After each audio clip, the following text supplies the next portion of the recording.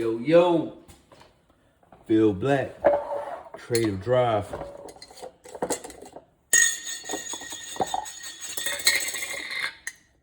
Ginger soaked in and fermenting in apple cider vinegar. Think about a teaspoonful.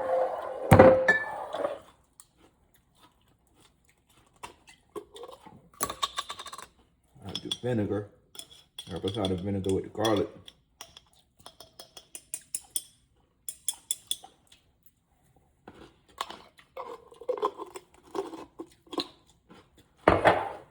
Man, it tastes so good. Man.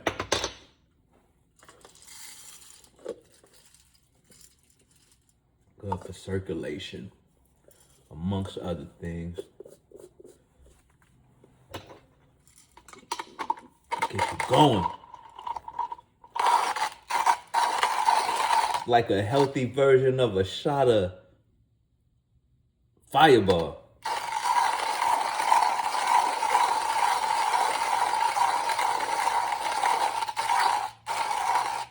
Saturday morning, I had traffic duty this morning at Nashi Chinese school. And right now, got a little break. Then I gotta go be a hall monitor during that break time.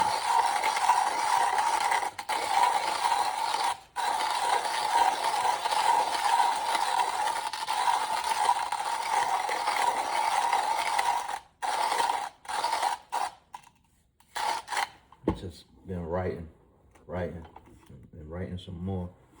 It just feel good to be writing, man, cause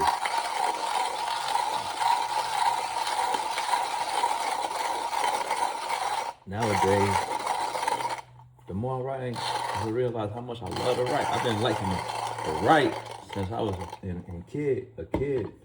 And we used to have creative writing in school. I always look forward to it.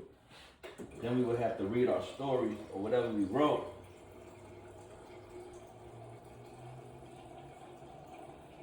And I used to really, that was one of my favorite parts of school. It was like creative writing and just writing in general. Even in college when I used to write. I remember one time I wrote this paper, man. The English professor was like, now tell me the truth. Did you really write this paper? Like, yeah. It was like, I don't even feel like I know that. We just don't do enough of the things that we really love and enjoy. You know? 'Cause everybody gotta make a living. Everybody out here just, trying to survive. Doing what we gotta do to make money. Not doing anything that really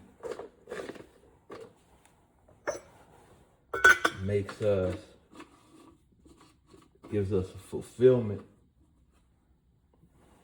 or joy that's purely done because we take great joy in doing it. Because I've noticed, man, I remember in Chicago,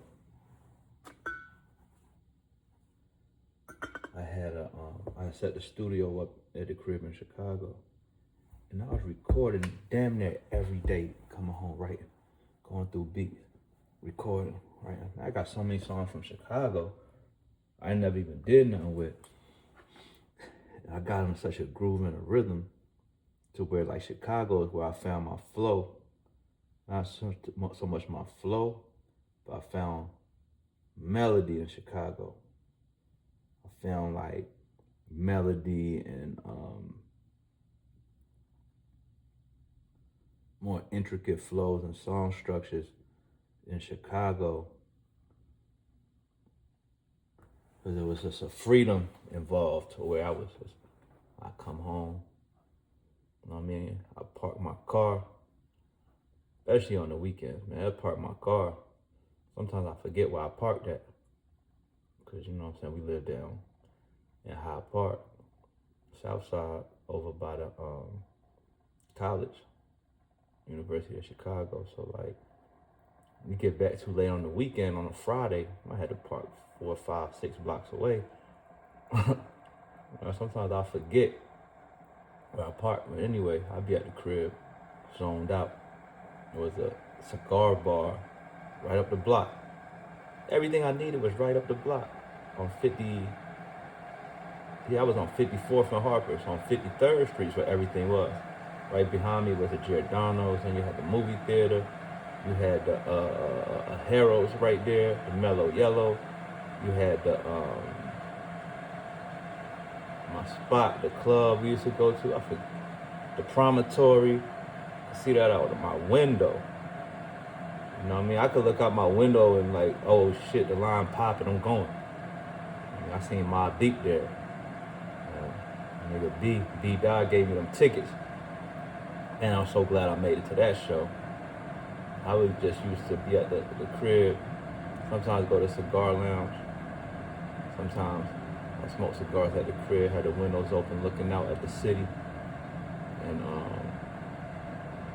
I was just zoned out in my zone. Just creating for the pure, because I wanted to.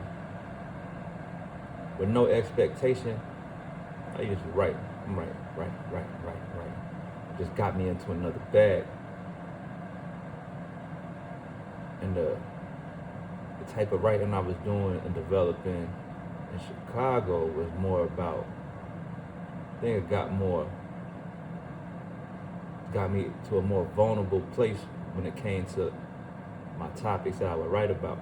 Because like prior to Chicago, I guess there was a bit of vulnerability, but it was more about like bars and hustle. Nigga, cause we was really hustling. Like we, you know, me and Tone, we was just out all over the place. Whether it was fucking weed, whether it was the spice, clothes, CDs out the trunk. And we was running around so crazy all over the place. You know, Homecoming, CIAA, and we were just always moving city to city. And so that's what the music was like. And we was always out. We was just outside all the time, all day, every day, you know. So that's what the music reflected during that time. And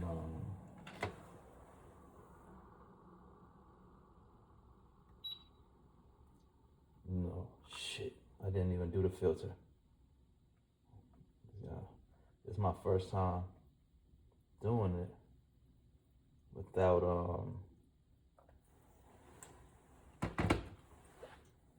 rinsing the filter.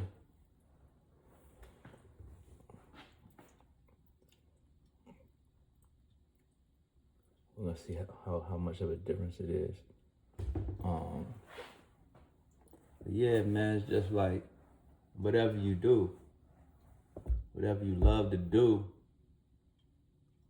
doing more of that thing, it's like discipline and routine. The more that you implement that, the better life becomes. Also, with the things you love, that one thing you really love to do, the only outcome of it might be that you just do it. But it's gonna make your life better, y'all. It might not be a side hustle. You might not be able to monetize that shit.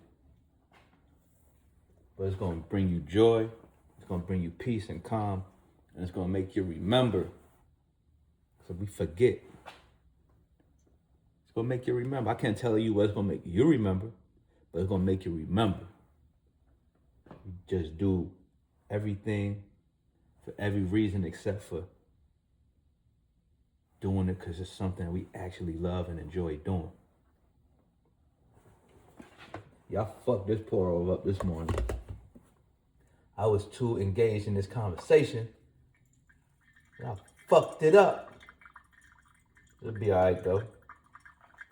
It'll be all right. I gotta be back. Gotta go do hard monitor in a minute. See, this the field trip, the counterculture field trip that I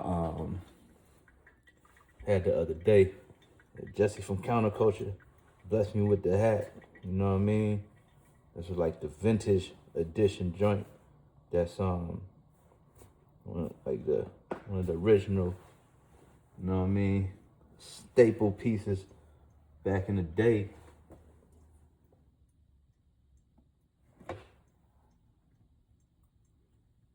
At this point, I'm just pouring enough water in here because my technique on this shit was trash. I'm even seeing how this water is just. I caved it in like a crater. I didn't swirl it at all. Yeah, I'm wilding. I'm wilding, sir.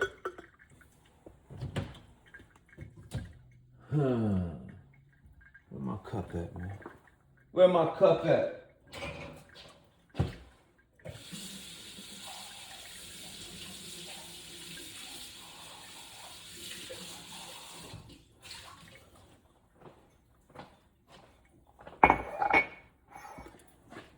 Gotta pour it in my favorite cup.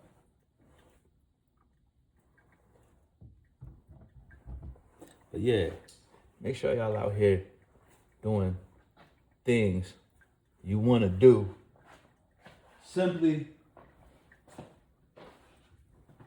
because you want to do them. Yeah, cause you're gonna have to work anyway. You're gonna have to pay your bills, and you got to do that shit. Carve out some fucking time to do some shit that you want to do. That nerdy thing that you like to do that none of your friends want to do with you. Fucking do that shit. You know what I mean? You'll meet other motherfuckers while you doing it.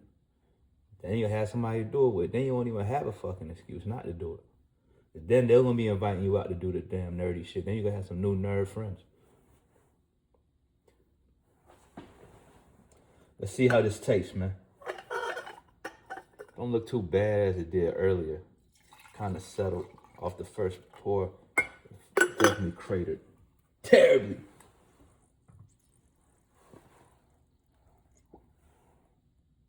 Yo, it was making a sound. It was like fizzling.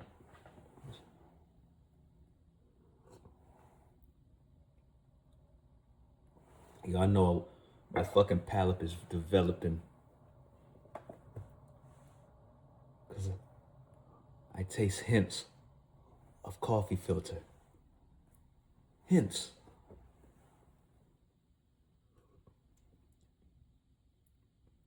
No, it definitely has a slightly different taste without rinsing that filter.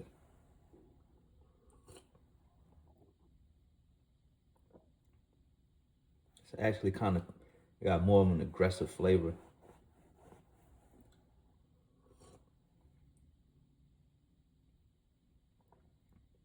Definitely is not as good as I did when I brewed it 2 days ago. So yeah, the way you brew and the method and the pour over everything, it definitely has an effect on the outcome and flavor profile of the coffee. So next time I'm not gonna fuck it up. Still gonna drink it, ain't terrible. You know what I mean? But we out of here. Peace.